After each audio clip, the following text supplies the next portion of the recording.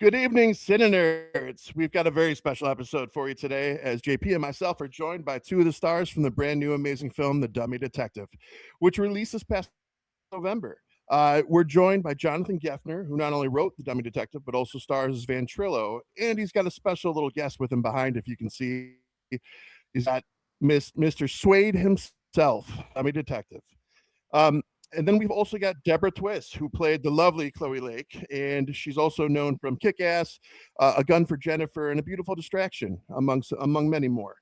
So let's dig in a little bit. JP, you want to take it from there? Yeah. Just real quick because as I was looking through everything, and I watched this movie over the weekend, and after I watched it, I actually went back and read like the little bio that you guys sent to us, and then I realized you had actually did like a I guess a web series and or another short film or something with the ventriloquist with the detective. Mhm. So how is this kind Yeah, of where that spawned from or? these characters of Trillo and Suede, I being Trillo, playing the role of the detective ventriloquist, and my partner Suede, about 30 years ago. That's when I created these characters. And then over the years, I've done a bunch of things with them. I've produced two short films. One was Oxford Park. That was the first one, not in 2005. Filmed it in England, and another short film was a few years ago, 3 or 4 years ago now, which is Casa Noir, which is a parody of the famous Casablanca iconic movie. Uh, but they all featured Trillo and Suede characters and also web series, which I also did within the last few years, 2 seasons, 20 episodes. So that's all on YouTube. All of those are free for everyone to see right now on YouTube, except for our feature film, which is just released recently, The Dummy Detective, and that's available on Amazon Prime in several countries and also on several other platforms. Okay, awesome. Yeah, because as soon as I saw that, I was like, I want to go back and at least watch the web series to see, you know, to get more of a build up to this. And I wish I had caught that before I watched this, and I missed it in the info packet. And I was like, oh, well, now I want to go back and watch that because I'm kind of a completist like that. So, From there, I just want to piggyback in, and I want to dig into a little bit of Deborah's motivation behind her character. So it's kind of got the old school, Dick Tracy, detective vibe, of course, with ventriloquist. But you play a little bit different of a character in that you're a little bit more plotting and scheming. What gave you inspiration in this role? What made you pick the character path? Well, the script. The script did the work. I just brought her to life. Did Jonathan did an amazing job putting together a wonderful script. So as soon as I read it, it was very clear what Chloe's motivation was, what her path would be, everything. So, kudos to Jonathan for writing such a great script that made it just a joy, a pleasure to bring this character to life. Outstanding. Um, if you two had to pick somebody on set, and this is a little off the rail here, but I like to get into a little bit of a fun area. Who would you say on the cast was the kind of class clown? Who was causing bloopers or mistakes along the way intentionally to have fun? Uh, I don't think anyone fits that category for this shoot because this was such a micro budget indie shoot, which we were under the gun to shoot as quickly as possible. So everybody was very focused on getting this job done. It was a very challenging kind of shoot. So although there was camaraderie, I think everyone got along very well.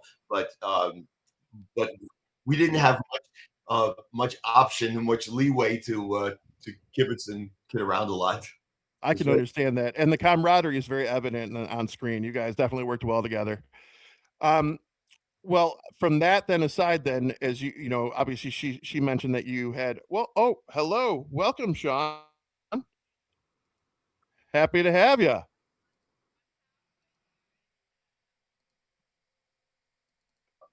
No, that's absolutely fair.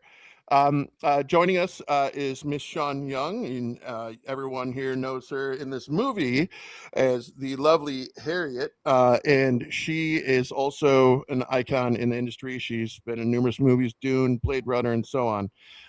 So I was going to kind of piggyback into that. Now that Sean jumped in, this is good for me to ask with Deborah. I know you guys have worked together in the past on a couple other films. So is that part of the like camaraderie that helped into these roles? Oh, absolutely. I mean, we've got such a great chemistry just in the everyday world, like coffee and wine drinking. That yeah, I mean, we just have our thing. You know? And like our chihuahuas and stuff like that. I mean, it's beyond. It's great. It's perfect. It's just I love working with Sean. She's one of my favorite people to work with by far. No, you totally like bring light to my soul. Oh, that warms my heart to hear. That's awesome. Yeah, I think I saw it was The Networker and A Beautiful Distraction, right? Oh, and more. Crave, more than that, Nick and Nikki. I mean, we've done it and a confidence game. She's the lead in my movie Confidence. So yeah, she's like my movie star. Yeah, but I mean, not too much of a movie star at the moment, but that's okay. But I didn't get my hair done. I'm getting my hair done in January because I got to go to work at the end of January. And I always, oh, hello, Boopy. There's the Chihuahua. There's the little guy in the background. It's always good to let the hair rest under winter hibernation, so it's all nice and healthy when you start the new year. Outstanding. Did you watch it? Did you see the film? Of course, yeah. of course. Oh, Yeah. I loved it. I loved it. I I love the noir style films anyway. So as soon as I saw the trailer for this, I was like, this looks like a movie I'm going to really enjoy. So I was pretty excited to see it. And I think even kids can watch it, you know? So I kind of like that element of it because it's original and yet it doesn't need to sort of use, you know, there's nobody in the film who's snorting cocaine, smoking weed, or guzzling alcohol, you know? So it's just really a good old fashioned kind of story, even though it's done it with a new idea and a new take, a whodunit with a new take. Yeah. Oh, yeah. you're so cute. Yeah, I had a blast. Like soon as I saw the trailer, and I like odd films. I'm one of those guys that I love just things that come off a little different. And as soon as I saw the trailer and I saw a ventriloquist private dick, I was like, I'm sold on this. This is a film I want to see. Well, it's sweet, and I think I think there's a a market out there for it. I like the original take where it's kind of like a Clue setting, but with ventriloquism. So I was applauding that, and plus I loved a lot of the camera angles and the cinematography too. So there's a lot of good things happening here. To that point, Jonathan, what started your love with ventriloquism?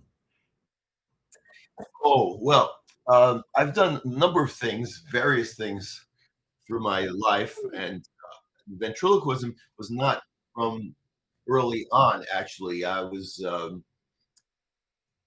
31, I believe, when I saw a ventriloquist performing in Central Park, New York. First time I'd ever seen a live ventriloquist performance, and it was an epiphany moment for me. It's one of those very special, memorable moments in someone's life, in my life, which I was just totally inspired and felt this rush of excitement, like, this is it. This is what I have to do. Now, I had been involved in improv comedy. I worked at Chicago City Limits improv comedy group. I trained with them, and I also played the piano for some of their shows, because I'm also a pianist. And another thing of the things that I've done and do. So I had experience on stage. Um, that was great as a background to become a ventriloquist because I had stage experience, and particularly the improv element made me comfortable. Like if something goes wrong, or I could ad lib.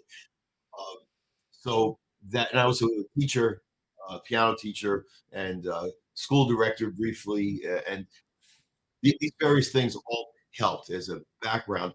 And using those experiences and adding the skills of ventriloquism, bringing a puppet to life. To me, it was so inspiring because it seemed like this is more magical than any other kind of puppetry. I mean, I like puppets in general anyway, but the fact that the puppeteer doesn't have to hide and can just be out there, and it doesn't appear that he's talking. So it makes the illusion of life, the illusion of reality for the puppet all the stronger. So for me, that's what made it the most kind of puppetry. Plus, it plays with the opportunity, the stage to that line between reality and illusion, which always intrigued. God, I don't remember in the film whether you used your hands that much, you know? If you had to have your hand up a puppet and the other hand here, how did you manage? Because you have your hands always, Jonathan. Well, that's the puppets being a ventriloquist. Then keeps me in Have to check use your from being, mouth or yeah, not use your mouth. that sort of keeps me in check from being too hand. I, There's I was never gonna too much. There's never too much of this. It's always Mhm. expressive. I was gonna make note. So the director is Rob Margolis. Am I saying that correct? Margulies. Goalies. Margolis. So did he kind of keep you guys in check when the hands were flying and things were happening? No, that's Sean's note to me. He didn't know. Fair. I was always like, well, I had to go through it too in my early career, like 19. I remember being told by a director, don't use your eyebrows so much because I would end up being like this all the time. And I remember going like, okay, I have to learn how to talk without like moving my eyebrows, just little things that you don't want to be too distracting, but like because life is always very distracting. Yeah, and I'm a touring musician. Yeah, I've been a musician for 30 years and touring the world all over the place. And one thing that I had to do as a musician for stage was I had to practice in front of a mirror.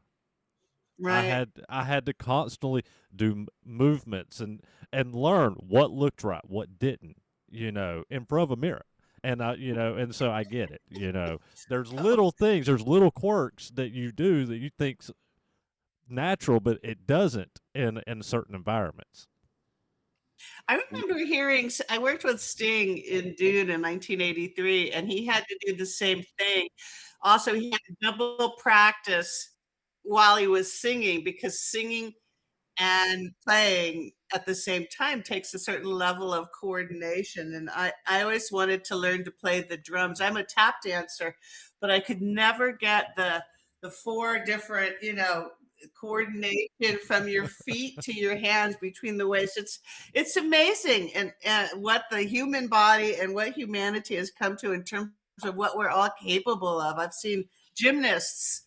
I felt, who and ballet dancers and stuff now I'm amazed with are athletes, but I was actually quite amazed with Jonathan during this because of the fact that you can do this whole thing without a drawing. And I was like, what?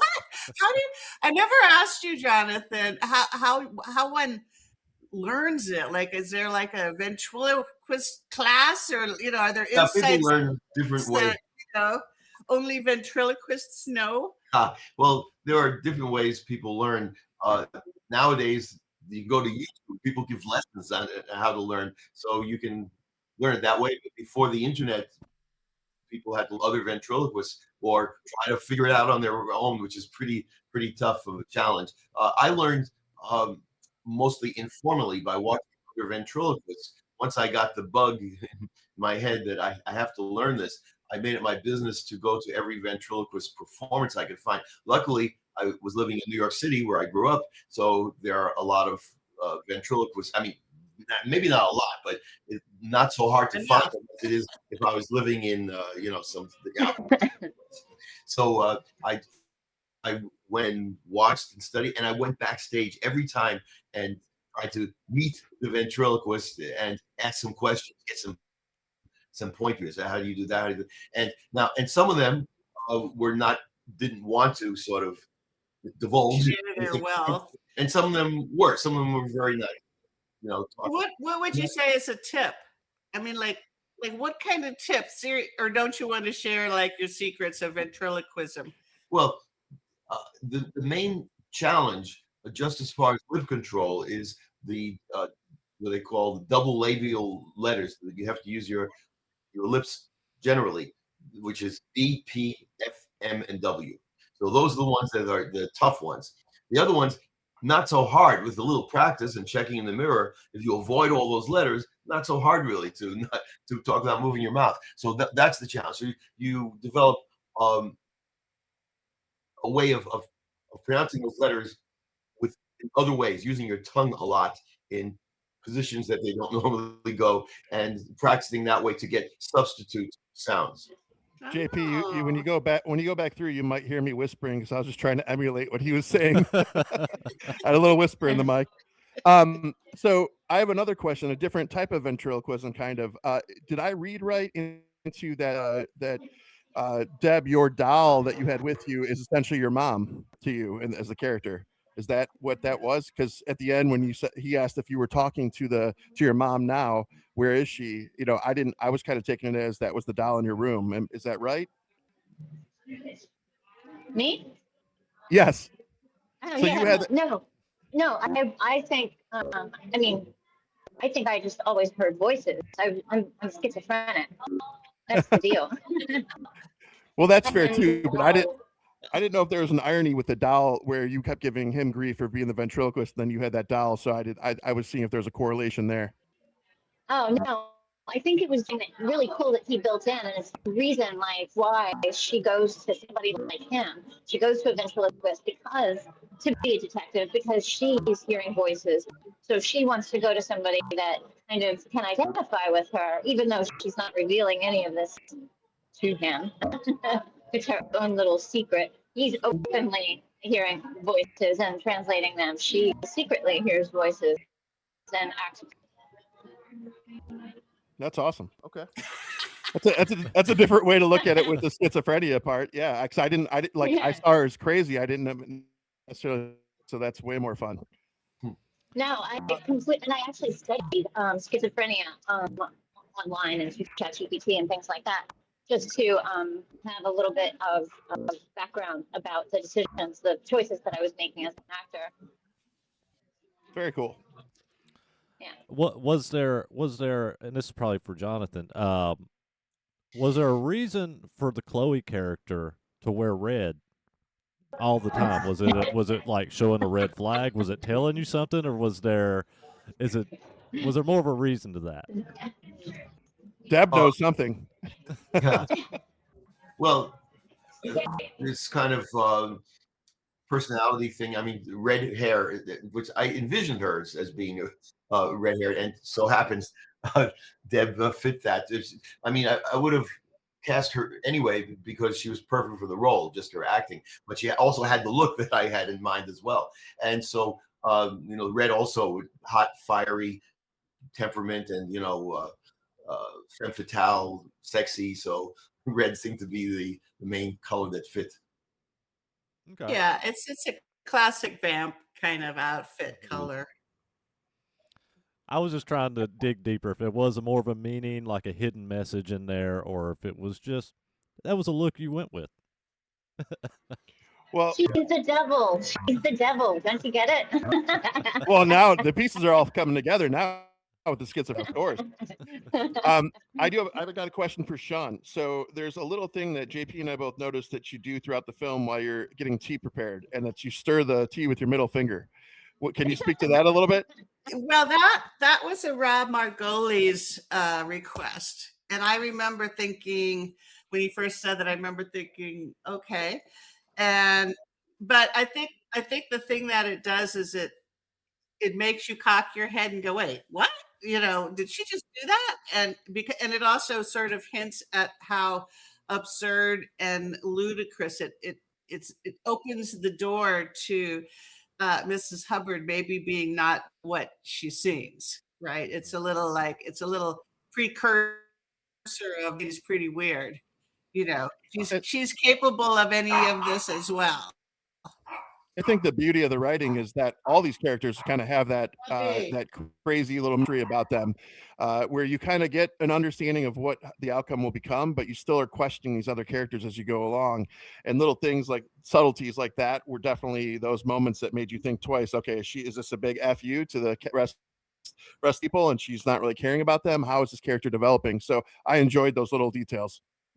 Yeah, they're fun, and I enjoy doing the accent as well, which was fun.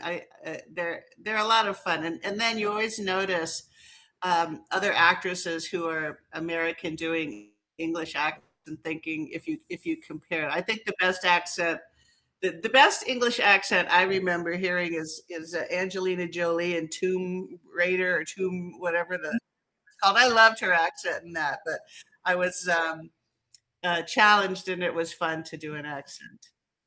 That's awesome. Where are you, Deb? I'm at the Milk Bar Coffee Shop on 28th, 29th, and Broadway. Season. What? It's the season. Where are you two guys doing the podcast? Where are you guys located? We're in Northeast Ohio in Cleveland. Oh, yeah, okay. I grew up in Cleveland Heights. We were just talking about this. Jonathan said he lived there for a year. Yes. Yeah, I grew up I went to school for 1 year in Cleveland Heights High, and I went to Roxborough Junior High back in the 70s. I guess it was the 70s, yeah. And and my parents worked there for a little while until they moved to New York City. Yeah. So this is a great segue, because one of my questions I had lined up, because it's the reason I wore the Cleveland hat, was Jonathan, in the beginning, when Deb is trying to convince you to come investigate what's going on, you keep saying you're going to be traveling to Cleveland. What made you choose Cleveland as that city? Well, I mentioned I lived there for 2 years. Okay. Way back. I wonder if our times overlap there. Let's see when I was Sean and me, I'm thinking, because I was there from, I think, 1981 to 83. So I'd made it to New York by then. Oh, okay. Yeah, I just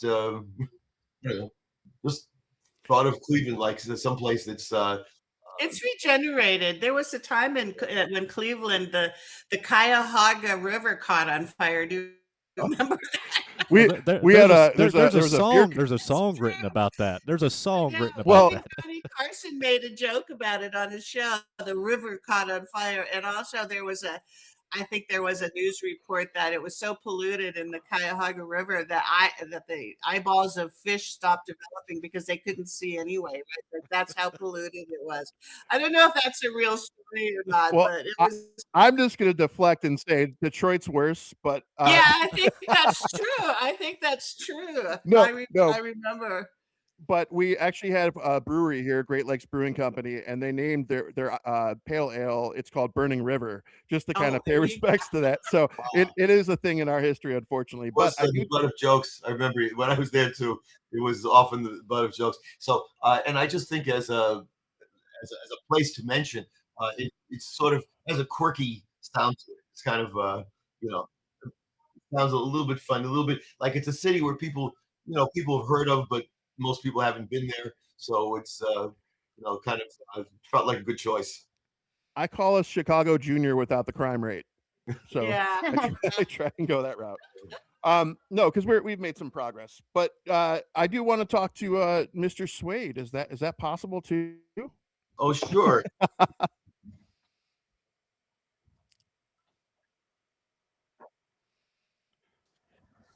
Since he's there. Oh, hi guys! I was listening in. Hi there, Sean and Deb.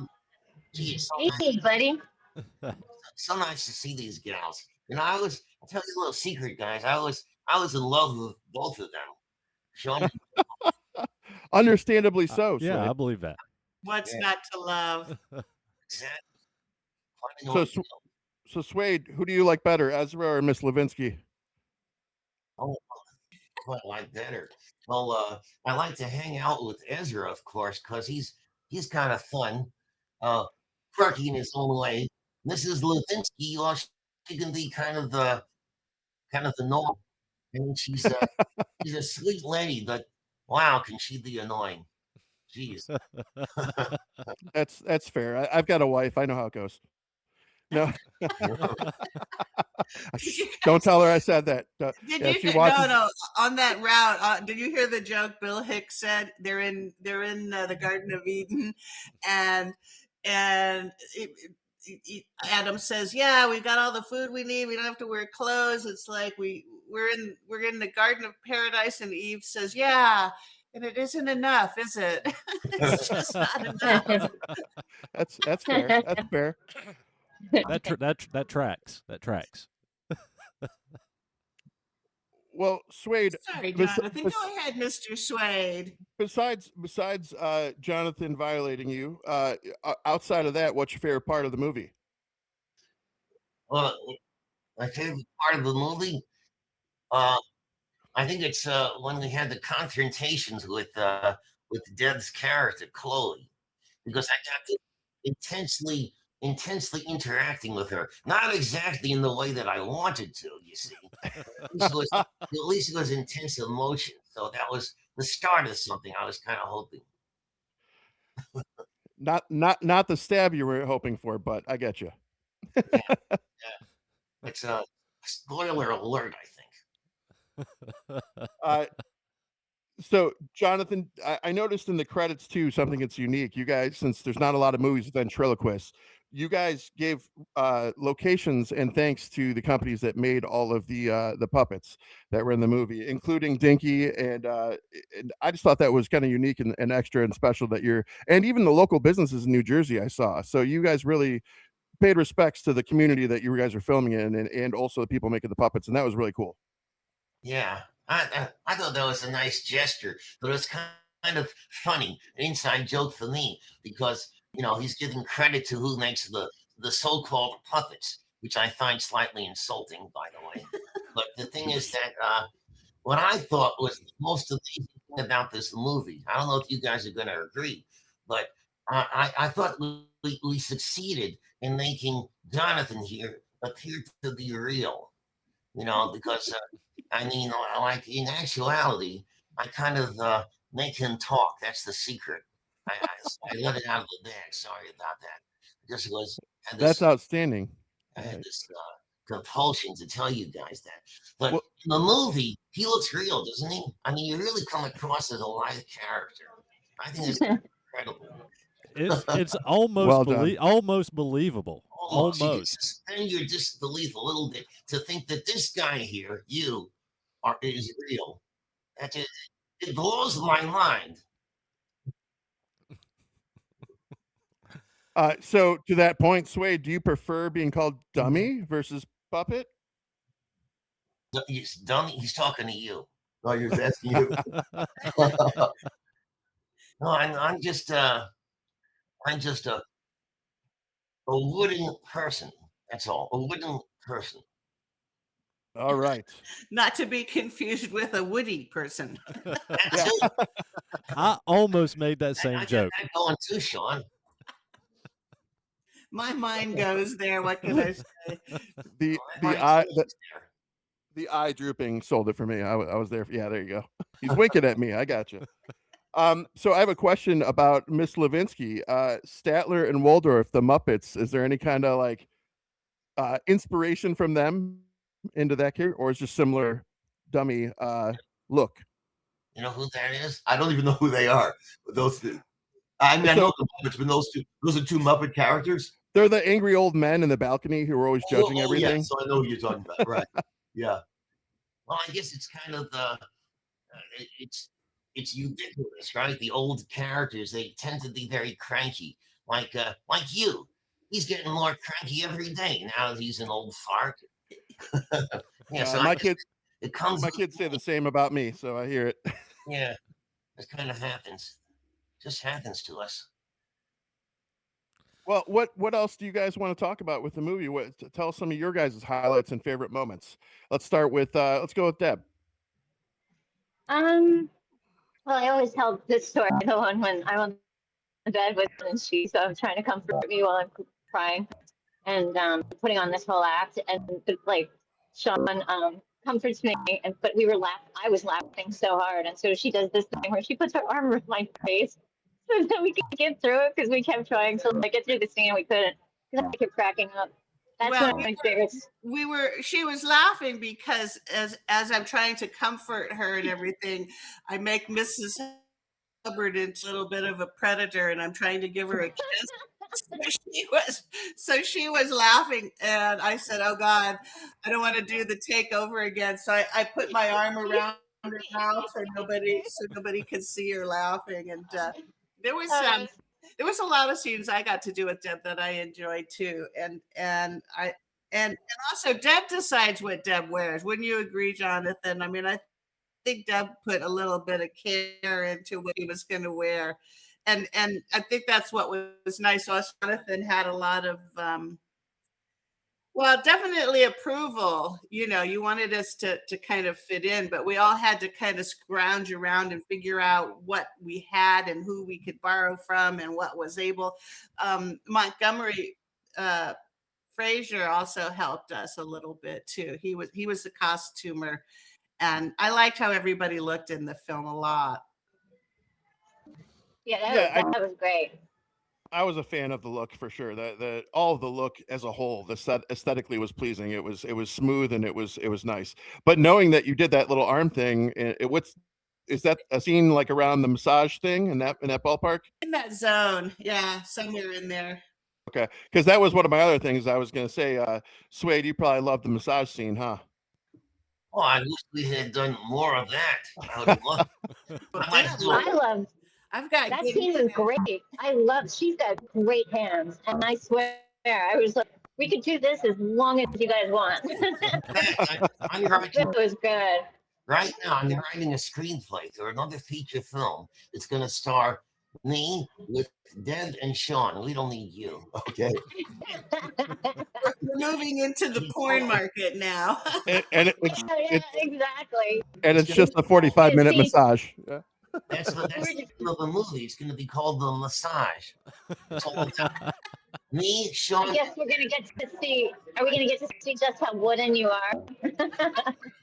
Exactly. Now you're catching. Oh, wow.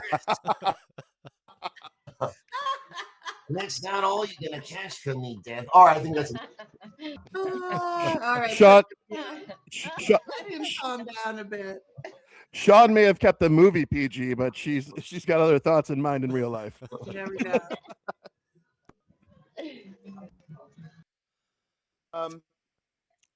Let's see. I know that Jonathan, I talked to Deb a little before you came in, Sean, but I know Jonathan wrote everything and you guys stayed really, really key to the written material and source material. Was there anything that was improvised or anything that was thrown in that was changed just and gave a little more flair that you guys liked and kept, or was it pretty much straight to that point? It was pretty much straight to following the script. We didn't have too much time to play around, but there were a couple of lines that were ad-libbed that stayed in the final cut. I don't remember exactly which ones, but I don't know. Maybe Deb or Sean remembers any. I'm not sure.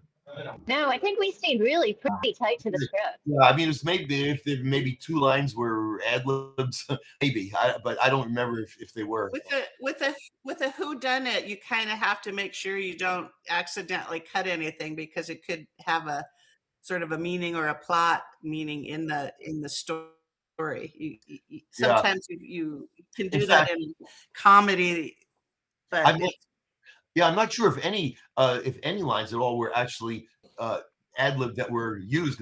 I mean, there were a few lines here and there that might have been ad lib. Sometimes people make mistakes, of course, but maybe whether intentional or not. But in the final cut, editing them, I don't recall any ad lib lines that were used. Yeah. Well, I can't think of anything. as Sean pointed out, though, that makes a lot more sense, for the viewers watching this. That's something we don't think about as the regular people watching the films. Like, you guys got to stay to that script, especially in a whodunit, because that could reveal too much. So I completely understand that. When I worked in Stripes with Bill Murray, the dialogue went right out the window every day. And a lot of them were comedians. And that was really the first experience. I think I was 20, where you have to be thinking on your feet all the time in a comedy, because with people who are very experienced with improvisation. I mean, I barely kept my dialogue in that film. It was so fast moving, and all the people their chops were really honed. So yeah, but it's fun. It's also fun to stick to the script as well. That's really fun too. And you have to come in really prepared and know your dialogue and all of that. So, random question. I know this is out on Amazon and a few other streaming services. We lost Deb's audio. Sorry.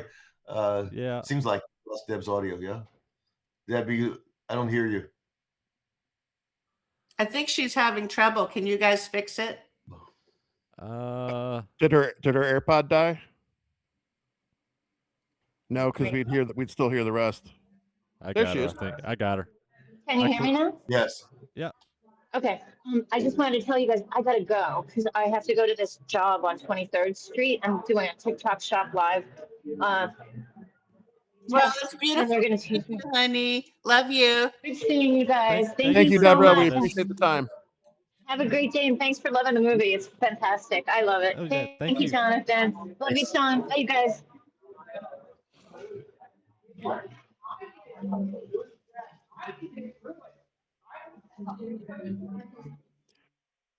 Maybe.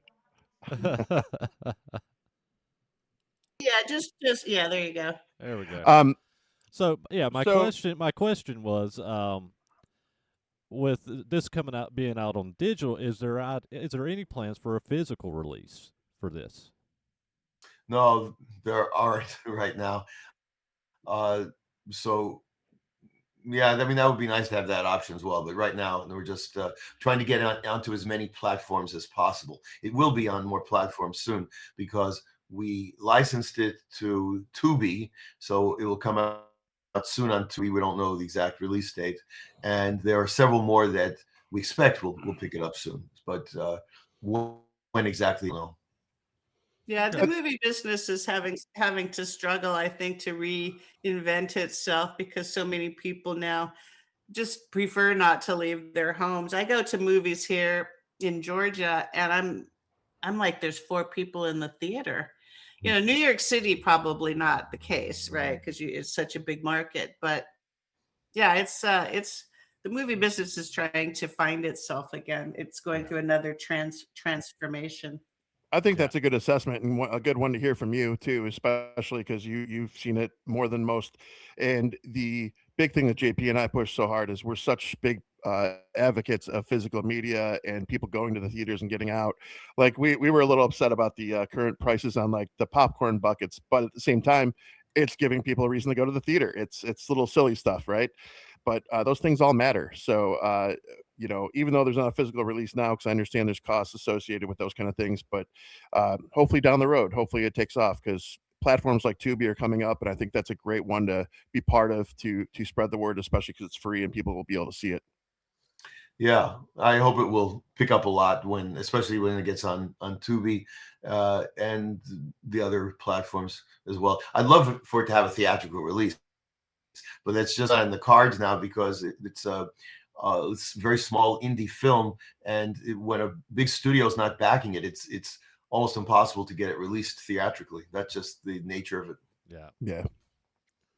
And we're big, like I said, Ryan said, we're big advocates for physical media, and one of the biggest reasons I love digital.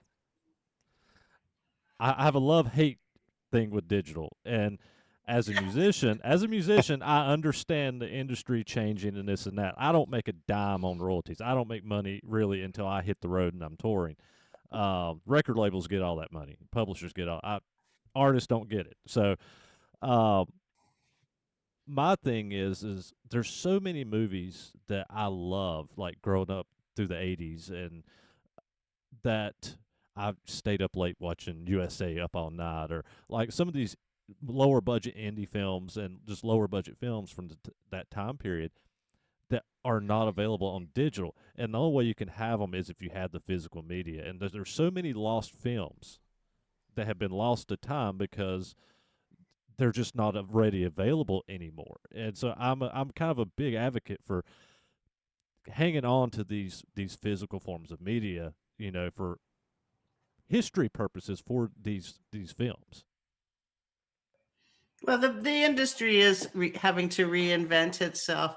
In the 80s and most of the 90s, luckily, I was in enough good pictures that I enjoy good residuals from those, because back then, people, you would do a contract and the producer would agree to a contract of paying you residuals according to Screen Actors Guild.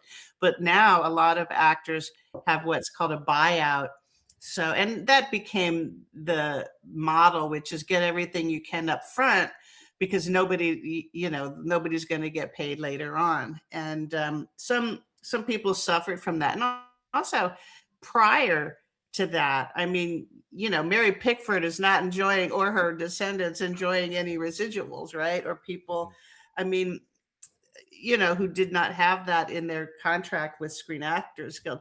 Another thing I find interesting is Fred Astaire's representatives. He was one of the first people that ever put in his contracts or future unknown media throughout the universe. Right. So I always thought that was kind of interesting. Like, wow, that was kind of futuristic. I mean, it's so sad. I mean, I think artists as a whole, JP is talking about the music side of it. You guys know the acting side all too well. I think that it's definitely reached a weird turning point where, you're seeing everything go more heavily than it has in the past in the companies and the corporations and the studios' favors. And it's just not fair to the struggling people out there, and the actors and the directors and producers and all the people that put the show together. So it's definitely a weird point, and I think you're right that reinventing phase is here for sure. Yeah, I find that is true not just in show business. Sort of a little teeny story. I swear. And somebody came in and I needed them, and they like tried to gouge me. And then I went to this smaller mom and pop place, and they didn't do that. Right. So I said, adios to the corporate buyout one, and said, I think if you get rid of the whole concept of a family business, no, not to get too serious, but I mean, I even heard the story that Starbucks, when they began in Seattle, they would target all the coffee shops, right? They get a coffee shop here, coffee shop here, coffee shop here, and then they would get right in the middle of it and sort of ruin their business, and then buy up the lost mom and pop shop that was there, for the past whatever decade or so. And I think a lot of the younger generation has lost their patience with that. I think that was Starbucks in Seattle that did that, right? And so at a certain point, it will become enough. People will be like, well, you're ruining the quality of life through this, for this bottom line, that just at the end of it, is that really a good business plan when you destroy what people have built for decades? It just seems kind of silly. Exactly. It Yeah. is. It's incredibly sad, and exactly, yeah. To that point, you're right. Um, I'm gonna go a little sidebar and tell a little story too. Just I thought you should know this, Sean. It's no secret that you have kind of been put through some things in the past, and I just want to tell you that your perseverance is one of the points that I use for my daughters and my wife, because Aw. you were trying to speak out and be very vocal at a time when it was frowned upon for women to do so. And the last thing I ever want is for my daughters or my wife to ever have their voice silenced. So kudos to you, and you're amazing. Oh, I really appreciate that. Thank you. I mean, everything has a path, but you never know. And I really feel like God has watched over me my whole life. And if one door closes, another one opens, and you have to be vigilant. And the bottom line is, don't sacrifice your good spirit for some temporary advancement, because I don't think it pays in the long run. I really don't. No, and you can see, your career still spoke for itself, and you're making quality movies and doing it right. And John, you got people like Jonathan and Deb working with you, and so it's amazing to see like where this is full circle coming through into everything. And this movie was fun. This movie was enjoyable. I laughed at quite a bit of it. At the same time, I was drawn in to finding out about the characters, and we had a good time watching this. Yeah, I'm glad to hear that. Thank you. I'm really glad to hear that. Yes. Any plans for a follow up to the Dummy Detective? I told that to Jonathan. I said he should try to sell it to a platform with the promise that if they want, can make a second one. But I guess everybody now is doing their reshuffle right now in show business, and you got to find the money. It's really you can't make a movie without some money, and that's one of the things that movie making is dependent upon. Yeah. So I would love to do a sequel to this movie, and I would love to shoot one or more of the several screenplays. I have 3 other screenplays for feature films with Trillo and Swade, these detectives, and so the same main characters. Over the years, I've written them, so they're ready to go. But yes, it comes down to money, because I have executive produced everything I've done. So that's a fancy sounding title, executive producer, for meaning that it's my money. But it's so I made a solemn vow to myself when I went about doing this movie to produce the Dummy Detective, that this is the last one that I'm going to put my money in, any of my money. So yeah, I'd love to do another one, but it won't be with my money anymore. So well, you remained really good though, Jonathan, as the the very school of hard knocks filmmaking. You are a very A+ graduate, because it's not easy to pull it off, and you did, and you have concentration. You got to have that to complete anything, and you had the ability to pull people together and make it happen. That's even that alone is something that you should feel very proud of. I'm proud of you for being able to get that done. Thank you, Sean. I really appreciate that. And this was wonderful. If it turns out to be the last movie and the only feature film I make, I will be very glad at least that I had done this, and very, very blessed that Sean was able to do a major role in this film. So that's really double dream come true to be able to work with Sean, because I was a Sean Young fan, like all of us, I guess, before I met her. Well, and Jonathan, I was so happy to help you with all the podcasts, but it's not something I do very often. And so I did it because Jonathan was so decent and so nice to work with. Everybody who's a producer always wants their actors to say, yeah, they'll go on the road to do the podcast. And it's easier now. It used to be we'd have to do like the Good Morning America show, or, like really have to be uncomfortable in a certain sense if you're not that type of chick. I'm not one who loves to go and talk about myself, in a venue like that. But for Jonathan, that was always a yes, because it's you want to be good to the people who are good to you, and that's how the world goes round, in my opinion. See, that's where, to me, a lot of the industry, entertainment industry as a whole, is missing something, and it's just human decency. Like you just said, being good to one another is so important. Yeah, I agree.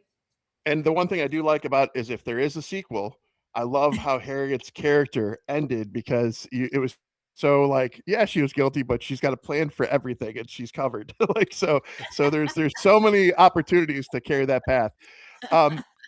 and back to your point of the reinvention of the industry right now. Like, so I feel like in the last 2 years, maybe even three, we've seen a resurgence of low budget, micro budget, as you said, independent movies doing more than, because everyone's just sick of the uh, hero movies and the over the top CGI and all that stuff. People are getting back into the brass tacks of it all, and it matters now. And places like Tubi, I think, especially Tubi, even Netflix to an extent, is still delving into some of the independent stuff. But like, Tubi is definitely doing something magical for the people who are the creators that want to do it right, and their exclusives have been winning me over for the last year for sure. I think the millennials have realized that they have to outcreate the problem with fresh ideas because every idea has really been played. So, since Shakespeare, so you have to really come up with something that's kind of fresh, even within the context of characters that you also need recognizable heroes in certain things. But that's one of the things I like about the millennials and Gen X is that they've met the problem. Not everyone, but many people have met the problem by out creating the problem. Yeah, and there's I been like that. there has been so many good independent films over the past handful of years that I have just generally fallen in love with, and more so than the $200 million blockbusters. So I think that's that's saying what something. people are realizing. Yeah. They have more depth and more character, and they're not so machine or robotic, and they just keep going for the remakes and the cash grabs, and it's really getting tiresome. So I'm Yeah. back to, I love seeing films like this where we are getting back to what matters, and there's depth and there's character and there's fun. Amen. That sounds great. Yeah, I And think that's true. and Well, I and I also, when you do a movie by committee, this is what kind of messes up a lot of creativity. Is you have to have somebody at the head of the helm. If you're making movies by committee, it's like you have to give everybody a chance to have their opinion, but that should really be something that leads to a unified agreement among people. And if you don't have somebody at the head saying, okay, I appreciate everybody's idea, but we're going to go this way because I'm the boss and I do it that way. That's I think that's how the Navy is run. That's how you have to have somebody at the top of the chain to actually say, yeah, this is what we're going to do. yeah. And to put And their foot down when it isn't what they want to do. and the Yeah. one thing I wanted to say to Amen. Jonathan too was the fact that you put all your money into this film to get it done. The one thing I'll say is kudos to you for doing that, and more so, you said this will be the last one you do with your own money. But the one thing I think you can walk away being proud about is you did this your way, and you didn't have anybody else controlling you with you putting your own money into it. So kudos to you for that. Yeah, thank you. That is the upside of such a thing, that that I could do what I want. I had final say on everything. So I had a lot of input from people. But yeah, that is Well, a good. input is good. There was a moment where Jonathan showed me the picture and it had music, and I thought this music's not working. And honestly, Jonathan, I wouldn't have said so in a bigger production because I know it would just lead to more discussion among people who don't know Jack. So what's the point? It was too serious, and I said to Jonathan, "Listen, this is a comedy, really, at the end of the day, even though we all approached our characters as if they were serious characters. It's the music has to be more playful. This music that you have, is it working? So you never want to have to tell a producer that they're going to have to go spend more money. That's not what producers want to hear. So, but he took it like a man, and he, did what was necessary to give it that playful feeling. And I think when you hit it right with the music as well as the principal photography, you only bless the movie further so that it can kind of all come together at the end and work. And I think I'm very glad you did that, Jonathan. That was a good move because you didn't have to. You know, you didn't have to do that. No, I didn't, but I'm thankful to you, Sean, that you gave me that feedback, because this was when we first had picture lock, what I thought was picture lock, meaning all the video, all the cuts were set and finished. But yeah, the music that I had, Sean gave the criticism of, and I agreed with her, and I realized that she's right. And people don't like it. People don't like it when you bring them something like that. They don't like it when you say this music is not going to serve you in the long run. You need to lighten it up and make it more playful. And I'm so glad you did. Yeah, it did make a big impact, a big improvement in the film. So I'm very glad that I had that conversation with Sean, because then I hired somebody, Clifford Tasner, who is a really excellent, very fine composer. And he wrote great music for this. So I think it really elevates the movie. I think so. He was I was able to get him to do it very cheap, because of the less than he would normally charge, because he loved the script, and he loved the picture at the temporary cut that we had at that time, which I thought was picture lock. But he also told me, hey, I can write much better music for you. So anyway, yeah, I hired him, and he did a great job. I think the music definitely adds to that noir effect as well. It's very soothing. It rolls with the theme, and it keeps it going great. So yeah. Do you guys have any upcoming projects you're working on? I go to work at the end of January. I'm going to do a cabaret with some other actors for one night in Brooklyn on the 29th. I don't have the name of the cabaret in my head, but then I'm going to go and do a film with a director named Travis Mills, and I'm thinking it's April. It's April or May when we go off, and it's going to be in Mississippi. It's called Buck Naked with Jesus, and it's a comedy, but it's kind of it's an offbeat comedy. I play a character called Sister Pearl, and I'm homeless, but I'm a healer. Like, I just touch things and I heal them. So I play like the kind of homeless healer, and it's going to be a comedy. I believe it's a comedy. We'll see. Sometimes we all get there. We wonder if we're on the same movie, but we'll see how it rolls out. I'm going to keep my eye out for that one. Yeah, I'm sold. That sounds interesting as can be. What about you, John? We'll see how it rolls. Well, I still perform. I do ventriloquist shows. I don't do as busy a schedule as I used to intentionally. I've cut back. So I'm in semi-retirement, I've decided, but I still perform. And then I play the piano. I got more back into playing the piano in recent years, and very enthusiastic about just enjoying that now in these years where I have more time. I was busy for many years. Well, I have two daughters who I brought up mainly as a single dad for most of those years that they were growing up. So they were my top priority in life, which means that my career took a backseat, and I didn't pursue some opportunities that I had that presented themselves along the way. We would have meant going to LA probably, and other places, and being on the road a lot. So I turned down all that stuff, which I don't regret at all, because I got something more valuable, which is a close relationship with my two daughters. Now they're Your life is hell. You meant Sabrina, because Sabrina was on the shoot helping She's out. Lovely. Yeah, she's a filmmaker. By the way, yeah, she's going to be a lot more famous than I am.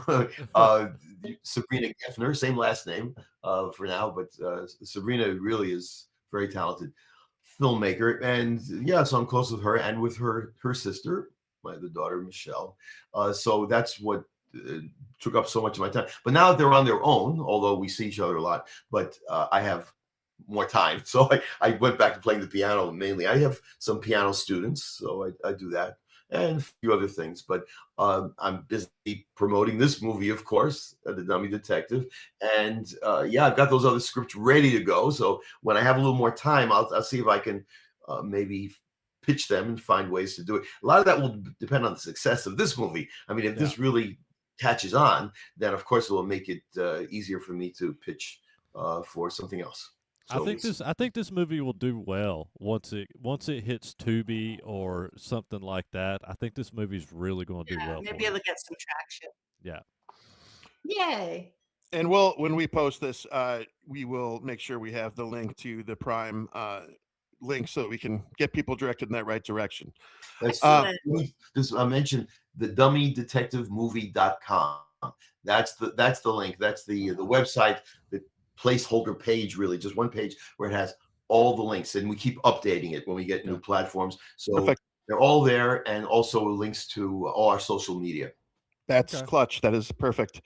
I have two other things to say real quick before we wrap up here. The first one is that I noticed there's a in memory of, and it was Al Geffner. Who is that person to you, Jonathan? My father. That's amazing. That's very Yes. dear. Yeah, I lost him a number of years ago, but he, I was very close with him, and he was a really a wonderful man. Really, really good father. So, a big influence on my life. That's why. That's amazing. Hmm. Well, the Yeah. last thing I was going to say, unless you guys have other things to contribute, you have anything else you want to talk about? I was just going to say it's very important that we say what was on the end of the credits, and that's that no dummies were harmed in the filming of this movie. I cracked up when I saw that when I got the end of the credits. So that was wonderful. Yes. Well, I mean, that wasn't my idea. Swade maybe put that in. I'm sorry, Swade. Well done.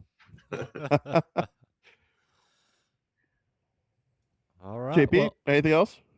no, I mean you've covered most of any questions I had, so yeah, I'm good. I don't know how to shut Thank up you for sometimes, and I'm having very us, and thank caffeinated. you for liking the film. It's Yeah, really great that you like the film. We really yeah, appreciate that. yeah, and thank you for No, we joining are us. beyond And happy. so yeah, thank you for joining Yeah, us. sorry And I was late. I was snoozing. I get up early and meditate and do yoga, and I fell back asleep, and then I forgot to wake up again. So thank God Deb hey, called me because I was like, so yeah, I'm not all polished, but as polished enough.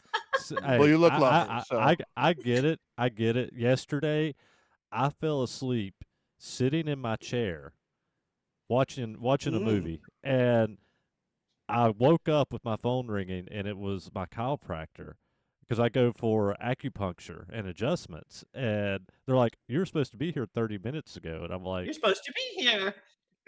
"I was asleep." I know. The holidays get a little bit sleepy, don't they? Yeah. well, thank you again for your wonderful, wonderful interview.